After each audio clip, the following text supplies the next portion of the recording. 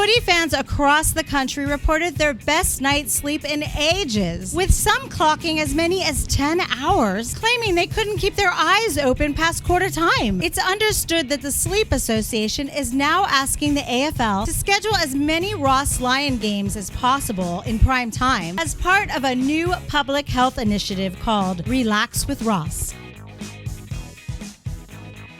Welcome back to AFL from LA. I'm your host, Cindye, and I'm standing here outside of the Pantages Theater, home to Broadway shows like The Lion King and Wicked, and also where the Academy Awards were hosted in the 50s. A few things I learned this round. Tipping is hard. Cats don't mind water. And the AFL's Good Blokes certification program already has a 6-month waiting list. Let's get to it. The Australian Sleep Association has issued a thank you to both the AFL and Channel 7 for scheduling St Kilda versus the Bulldogs in prime time Thursday night. Footy fans across the country reported their best night's sleep in ages, with some clocking as many as 10 hours, claiming they couldn't keep their eyes open past quarter time. It's understood that the Sleep Association is now asking the AFL to schedule as many Ross-Lyon games as possible in prime time as part of a new public health initiative called Relax with Ross. When told of the initiative, Saints coach Ross Lyon said he would be delighted to help, but confessed to having nodded off himself during the game and wasn't sure how he'd go working nights during the winter. Fans at the game stayed awake by trying to spot Eric Bana and Chris Hemsworth in the stands, while commentators turned to double espressos and smelling salts. Fox Footy's Jason Dunstall summed it up best when at quarter time he said, "This is a script that opposition coach Luke Beveridge could never have written." Couldn't agree more, Jace. And with the Saints coming up against Port this Friday night in primetime, can't wait to see what script Ross the Boss has up his sleeve. Essendon ruckman Sam Draper is being praised for introducing a new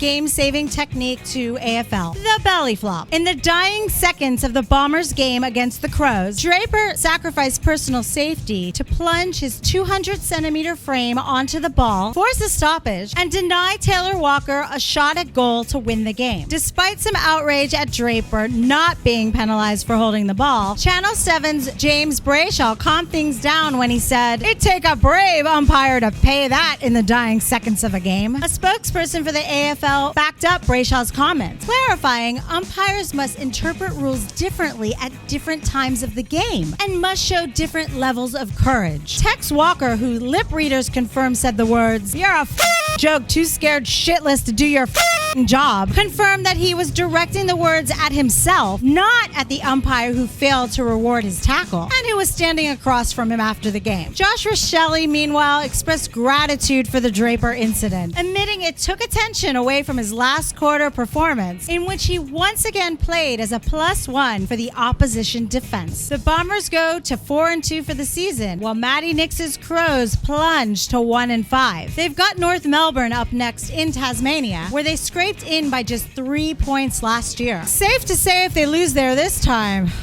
oh boy. The AFL's Good Blokes certification program has officially sold out, with more than 500 players being forced onto a waiting list. The program, hailed as the greatest innovation to the game since the score review, brings a new fairness and balance to the AFL tribunal, ensuring the actions of certified players, good blokes, never be confused for striking, dangerous tackles, or similar offenses. AFL chief Andrew Dillon said fans can rest easy, knowing their favorite players can continue going hard at the ball, while bad blokes will be exposed for their sins and quickly brought to justice. Asked to comment on the program, Giants coach Adam Kingsley said their application got lost in the mail, while Eagles coach Adam Simpson lamented similar frustration with Australia Post. And if you're enjoying the channel, don't forget to hit that subscribe button and maybe even say good day in the comments. West Australian authorities are concerned at a new outbreak of disorientation and confusion among Eagles fans after their team defeated Fremantle by 6 goals and won their second game in a row. The win comes after a strong strong showing against Premiership fancy Cindye at Gather Round, which experts are pointing to as the beginning of the outbreak. Eagles coach Adam Simpson admitted that he was as confused as anyone, saying his team was still struggling to comprehend being a game and percentage outside the 8, and Kane Corn's calling wanting to be mates. Authorities have warned that the outbreak could continue, with superstar Harley Reid set to sign a long-term deal at the club, and players like Liam Ryan and Oscar Allen still to return. The AFL, however, eased concerns, reminding Eagles fans their team still had to travel every second week, including to Tasmania and Geelong, and would largely be ignored by the Melbourne media. Whew,